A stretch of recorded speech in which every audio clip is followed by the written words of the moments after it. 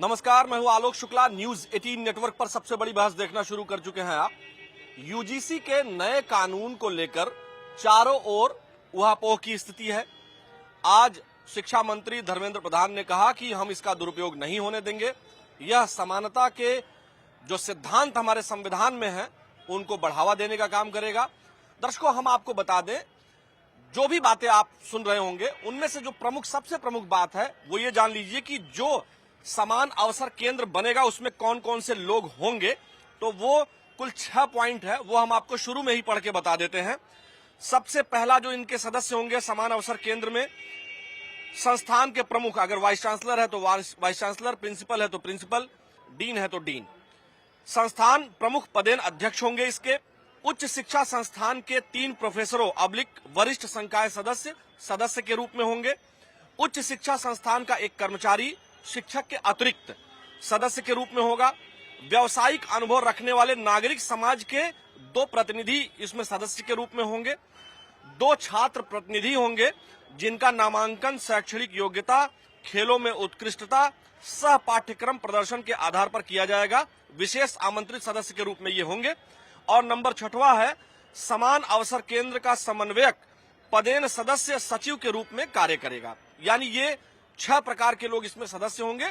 यदि कोई ऐसा मामला आता है जिसमें यह दिखाई देता है कि लिंग, स्थान, धर्म या शारीरिक दक्षता या जातीय बंधन को लेकर के किसी तरह की टिप्पणी या टिप्पणियां की जाती हैं, तो जो स्क्वाड होगा, जो घूम रहा होगा, या शिकायत मिलने पर इन तमाम जो सदस्य हैं इनके समक्ष इन जो शिकायत होगी उसको प्रस्तुत करेगा और ये पूरा निर्णय वो टीम लेगी। ये जो पूरा समिति है वो इस पर निर्णय लेगी। समानता समिति की बात होगी। हमने मोटा मोटा आपको बता दिया हल्का सा कि इसमें कौन कौन लोग सदस्य होंगे। आलोक त्रिपाठी जी, आप बताएं, आप समाजवादी पार्टी की राजनीति करते हैं। बहुत तेजी के साथ इस मुद्दे को उठाया जा रहा है। इस्तीफा शुरू हो गया है। अभी एक पीसीएस स्तर के अधिकारी ने, और आज जब हम आपसे बात कर रहे हैं तो अयोध्या में एक और पीसीएस स्तर के ही अधिकारी जो जीएसटी सहायक जीएसटी कमिश्नर हैं, उन्होंने भी इस्तीफा दे दिया है। हालांकि खबरें ये भी चल रही है कि उन्होंने कहा कि हम योगी जी के समर्थन में हमने इस्तीफा दिया है। आपको क्या लगता है कि इसमें क्या है?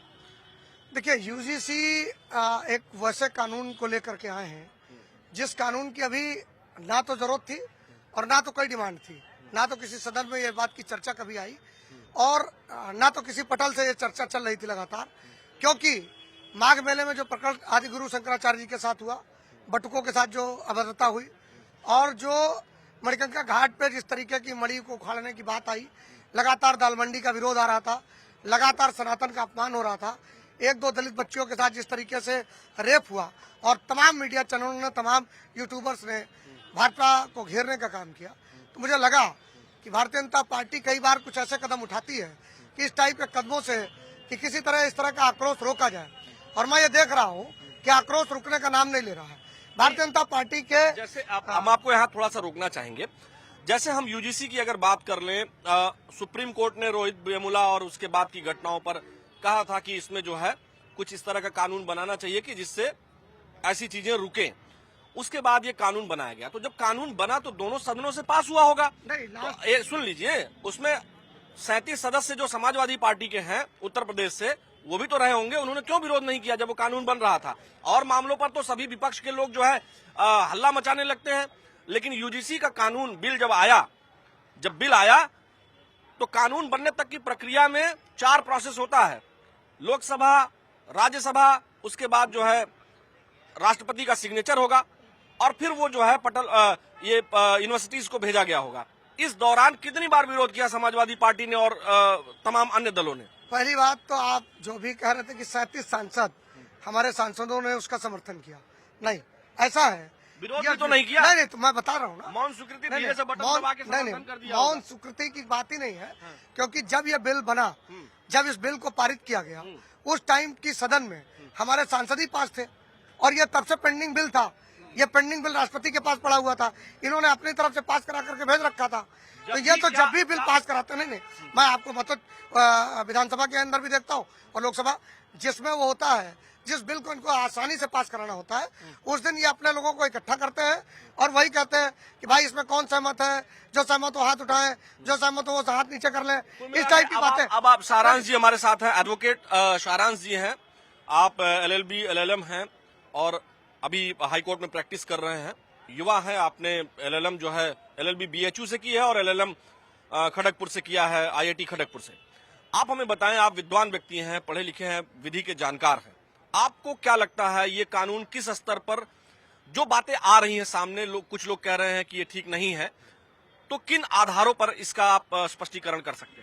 देखिए, ये जो बिल अभी यूजीसी ने लाया और इसमें अगर हम लोग मुख्य बिंदु पे देखें, जिसमें आपने इक्वल अपॉर्चुनिटी सेंटर की बात की और उसके बाद जितने भी इक्वल अपॉर्चुनिटी सेंटर के बाद जितने लोग रहेंगे, तो ये बिल के कुछ प्रमुख बिंदु जो हैं, जिसके आधार पर आज जो हम उठापटक देख रहे हैं, उसको देखना बहुत जरूरी है। हाँ। जो हम लोग विधि, जैसे हम लोग कहते हैं, एक प्रिंसिपल पे चलते हैं कि इनोसेंट अंटिल प्रूवन गिल्टी, लेकिन इस बिल को अगर हम बहुत अच्छे से और प्रमुख बिंदु को देखें तो यहाँ उल्टा हो गया है। जो सामान्य वर्ग है, जिसे हम लोग एक जनरल कैटेगरी कहते हैं, जो कि एक्चुअल में इसका विरोध कर रहा है, वो ये कह रहा है कि पहले बार ये बिल ये प्री सपोज कर ले रहा है, ये पहले ही मान ले रहा है कि सामान्य वर्ग जो है वो गिल्टी है, लेकिन विधि ये कहता है इनोसेंट अंटिल प्रूवन गिल्टी। अगर आप कहीं किसी कोर्ट में जाते हैं तो कोर्ट पहले आपको देखता है कि आप इनोसेंट हैं, दूसरी पार्टी आपको कटघरे में खड़े करने की कोशिश करती है, लेकिन इस बिल के आधार पर सामान्य वर्ग पहले ही कटघरे में खड़ा है, जिसके आधार पर और जिसके कारण ये मुख्य जो सामान्य वर्ग है वो उठापटक कर रहा है, पहला बात। दूसरा बात, क्या जो जातिगत भेदभाव की बात आप कर रहे हैं इस बिल में, यूजीसी बिल में जातिगत भेदभाव की बात कर रही है, पहली बात वो स्पष्ट कर दी है कि caste based discrimination only on the basis of SC ST OBC। तो अगर कल को यूनिवर्सिटी में किसी सामान्य वर्ग के साथ कुछ भेदभाव होता है तो वो बेचारा कहाँ जाएगा? तो ये दोनों प्रमुख बिंदुओं पे जनरल कैटेगरी पूरे देश में उठापटक कर रहा है।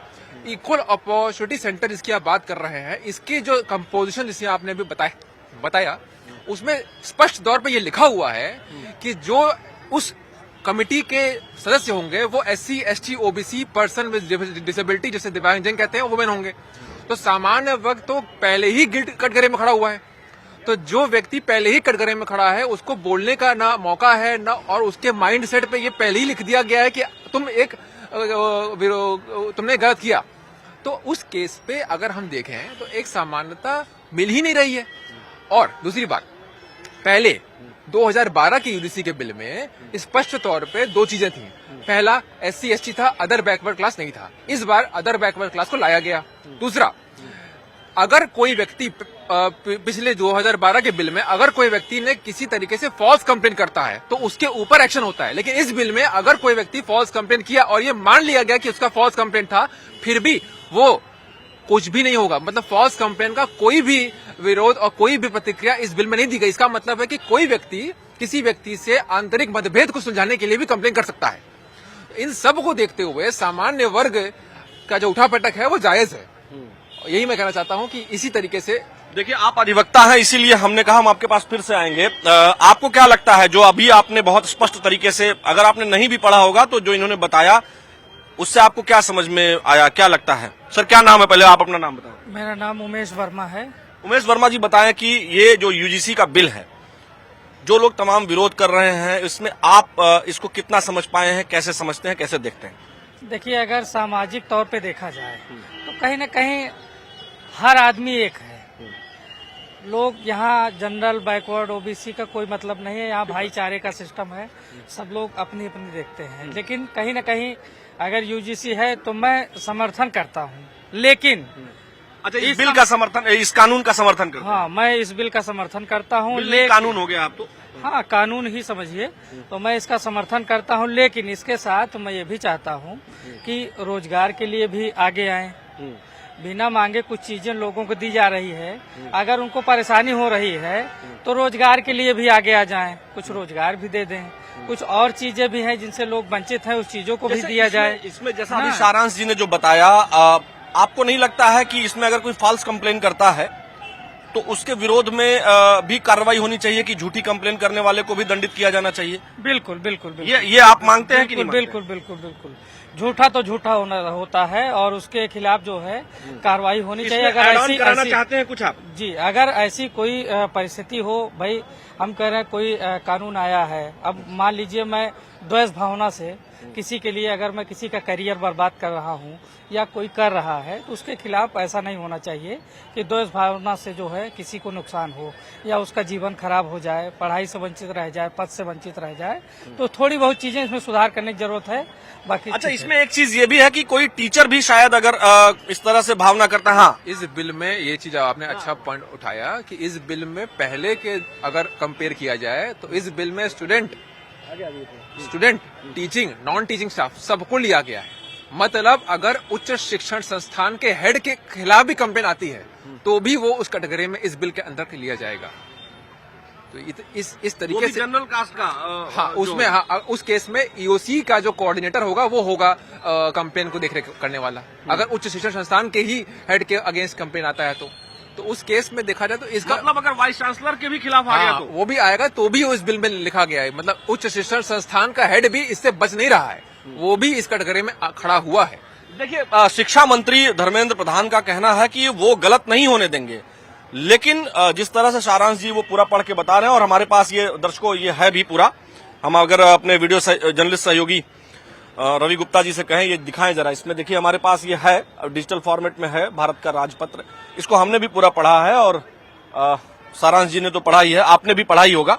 आप हमें बताएं कि ये जो कानून है यूजीसी का नया, इससे कौन लोग, पहले तो आप अपना नाम बता दें सर। मेरा नाम करुणेश द्विवेदी केडी है, मैं छात्र संघ की राजनीति से निकल कर आया हूँ। आप तो चूंकि छात्र संघ की राजनीति से निकल करके आए हैं, आपके साथ हर वर्ग के लोग होंगे, सबसे दोस्ती होगी। ये जो कानून है इसको आप कैसे देखते हैं? देखिए, ये कानून इस देश में जो थोपा गया है, ये भारत देश के साथ गद्दारी हुई। इस देश में आने वाली नई जनरेशन के साथ हीन भावना डेवलप करने का एक व्यवस्था बनाई गई है। ये विश्वविद्यालय से मैं भी निकल कर आया हूँ, छात्र संघ के चुनाव की तैयारी भी कर रहा था।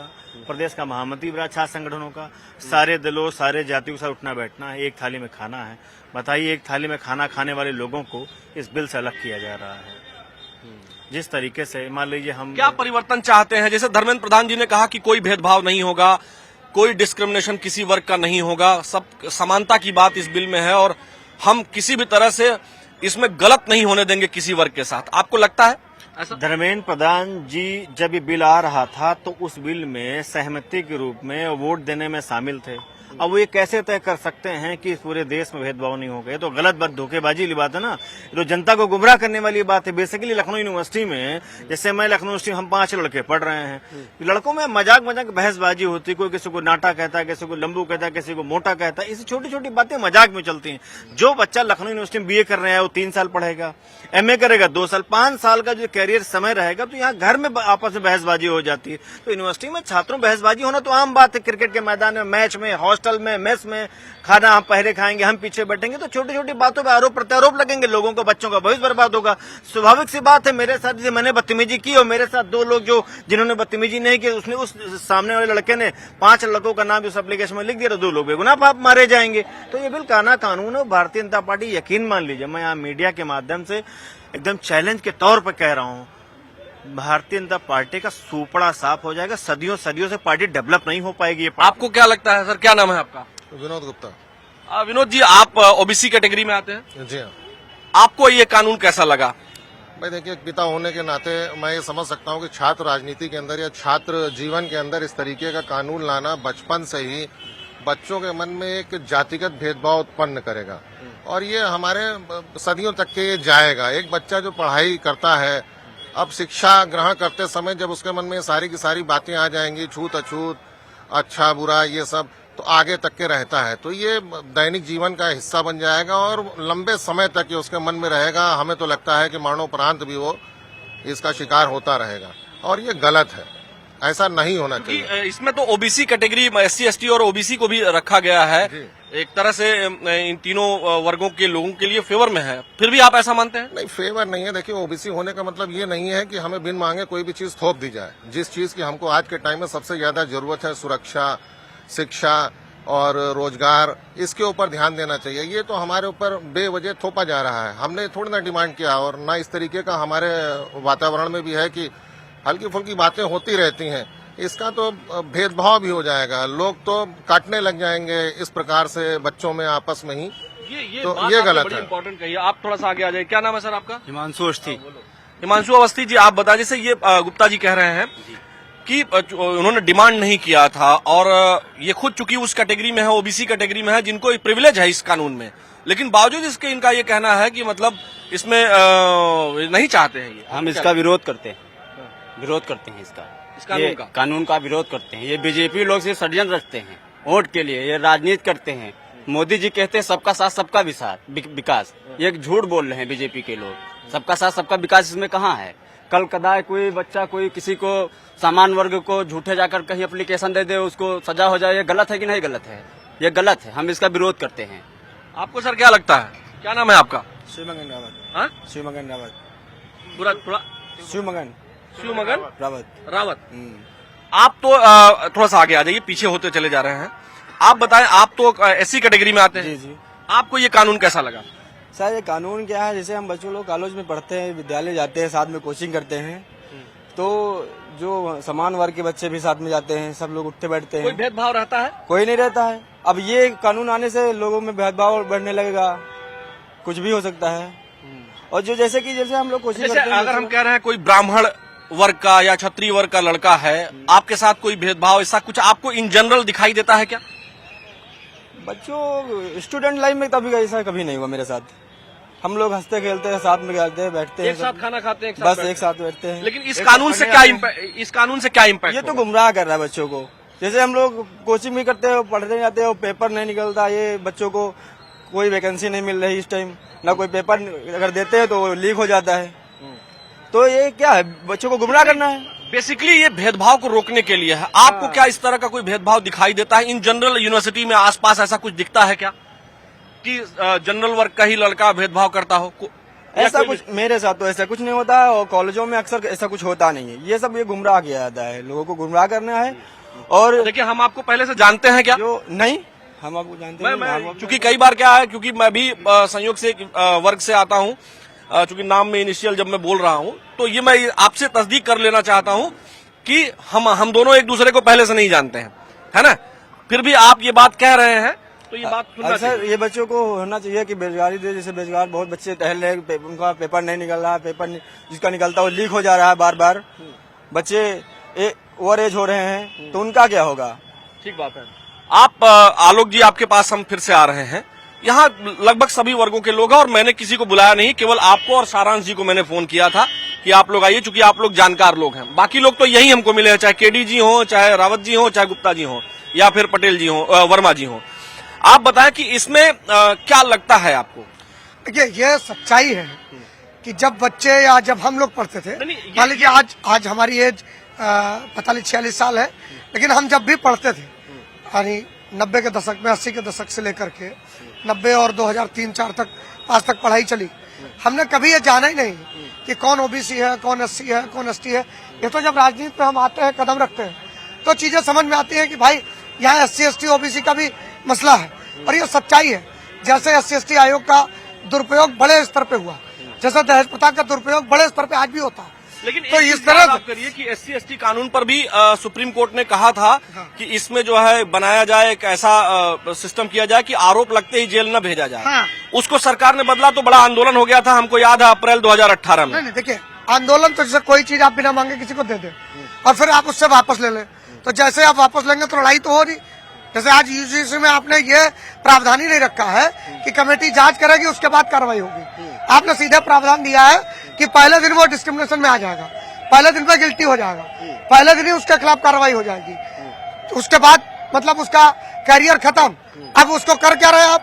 क्योंकि आप नौकरी देना नहीं चाहते, रोजगार देना नहीं चाहते, आप बच्चों को डेवलप करना नहीं चाहते, आप कुल मिलाकर उन बच्चों को लफंगा बनाना चाहते हैं। तो आप ये चाहते हैं कि इस टाइप की हरकतें हो, और इस टाइप की हरकतों के बाद में वो बच्चे जब करियर से बेकार हो जाएंगे, तो कोई तमंचा लेके घूमेगा, कोई गोली लेके घूमेगा, कोई चरस पिएगा, कोई भांग खाएगा, कोई जुआ खेलेगा, यही सब करेगा। सारांश, आपको क्या लगता है? फाइनल कमेंट्स हम आपके पास लेंगे। इसका व्यवस्था क्या क्या हो सकता है, कैसे ये ठीक हो सकती हैं चीजें? देखिए, पहली बात तो ये कि 2 से 3 बिंदु हैं जिसको मैं कहूंगा, अगर एक इंटेलेक्चुअल दृष्टि से देखा जाए तो। पहला ये कि एक बार सामान्य वर्ग का, चाहे ईओसी जो सेंटर बनाए हैं, उस वर्ग में सामान्य वर्ग का भी एक हस्तक्षेप या एक वो होना चाहिए, क्योंकि अगर आप बिल्कुल काट देंगे उन चीजों से तो फिर एक तरीके से बायसेस हो जाएगी।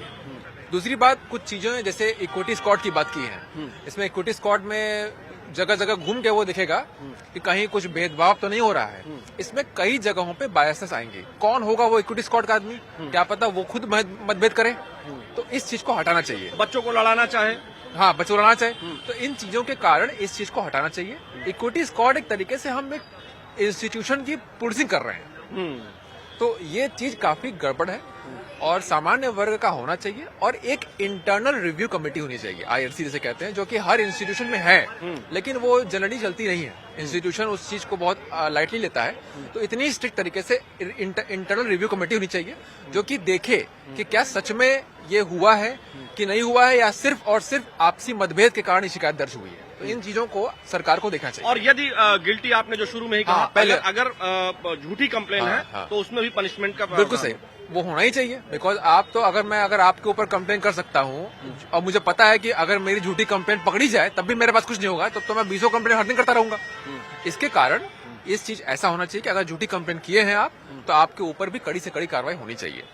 चलिए देखिए, यहाँ तमाम ये सब लोग जो है विद्यालयों से ही पढ़ के आए हैं, एडवोकेट हैं, स्टूडेंट लीडर रहे हैं और अभी एक्टिव राजनीति में है, सोसाइटी का हिस्सा है, बिजनेसमैन भी हैं इसमें। तो कुल मिलाकर के एक बात साफ है कि ये जो यूजीसी का नियम है, जो कानून है, ये बहस का मुद्दा केवल इसलिए नहीं है कि ये नियम है या कानून बनकर आ गया है। ये बहस का मुद्दा इसलिए है क्योंकि इसमें एक वर्ग को, जैसा ये लोग कह रहे हैं, एक वर्ग को पहले ही मान लिया गया है कि वो गलत है और कंप्लेन के आधार पर किसी को गिल्टी मान लेना, उसको सुनवाई का अच्छा अवसर न देना और अगर गलत कंप्लेन पाई गई तो दंडित न करना, ये कुछ ऐसी चीजें हैं जैसा कि सारांश जी ने कही, आलोक जी ने कही और भी और लोगों ने कही। तो कुल मिलाकर के एक बात तो साफ है कि सरकार को बहुत अच्छे तरीके से इन नियमों में रिव्यू करने की जरूरत ये लोग बता रहे हैं और रिव्यू निश्चित तौर पर अगर करेंगे तो उसमें जो कुछ कमियां हैं उन्हें दोबारा से ठीक करके इसको लागू किया जा सकता है और समानता के जो अवसर हैं, जो समानता का सिद्धांत हमारे कॉन्स्टिट्यूशन ऑफ इंडिया में है, उसे ठीक ठीक लागू किया जा सकेगा और इसकी बहुत आवश्यकता भी है। तो हमारे सबसे बड़ी बहस में फिलहाल इतना ही। मुझे दीजिए अनुमति। नमस्कार।